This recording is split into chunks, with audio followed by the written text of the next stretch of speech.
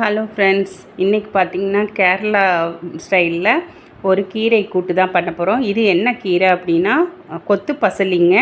இதை நம்ம நல்லா சுத்தம் பண்ணிவிட்டு ஆஞ்சி எடுத்துக்கணும். அதில் உள்ள தண்டெல்லாம் எடுத்துகிட்டு வெறும் கீரையை மட்டும் முதல்ல ஆஞ்சி எடுத்து வச்சுக்கணும்.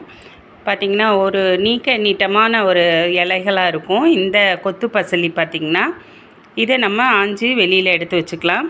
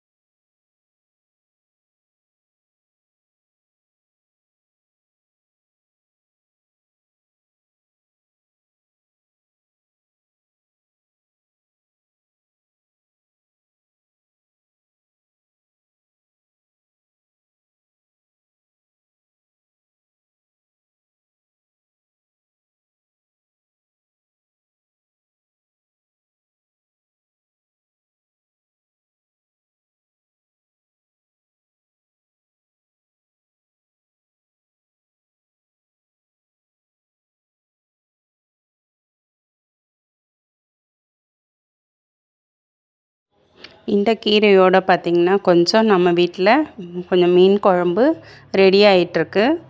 மீன் குழம்பு நல்லா கொதித்து வரணும். வெங்காயம் தக்காளி எல்லாம் வதக்கி அரைச்சி ஊற்றி மீன் குழம்பும் சேர்த்து இதோட ரெடி பண்ணிக்கலாம். இந்த மீன் குழம்புக்கும் கீரை கூட்டு இதெல்லாம் பார்த்திங்கன்னா வேறு லெவலில் இருக்கும்.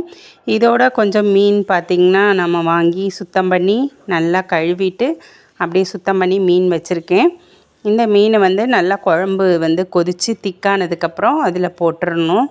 அப்படியே ஒன்று ஒன்றா போட்டு நல்லா எல்லா மீனும் ஒன்று சேர்ந்து வெந்து அந்த மீனுக்குள்ளே அந்த குழம்போட சுவை எல்லாம் இறங்கி நல்லா சுண்டி வரணுங்க. அந்த மாதிரி வந்ததுக்கப்புறம் தான் நம்ம அடுப்பை ஆஃப் பண்ணோம். அது வரையிலும் பார்த்திங்கன்னா இப்போ தான் மீன் சேர்த்துக்கிட்டு இருக்கேன். இந்த மீனோட அப்படியே லைட்டாக அந்த மீன் மேலே தெரியறதெல்லாம் நம்ம நல்லா உள்ளார வச்சு லைட்டாக அழுத்தி விடணும். இப்போ பார்த்திங்கன்னா எல்லா மீனும் குழம்புல நல்லா முழுகி சுவையாக வந்துருச்சு. இப்போ மீன் குழம்பு ரெடி.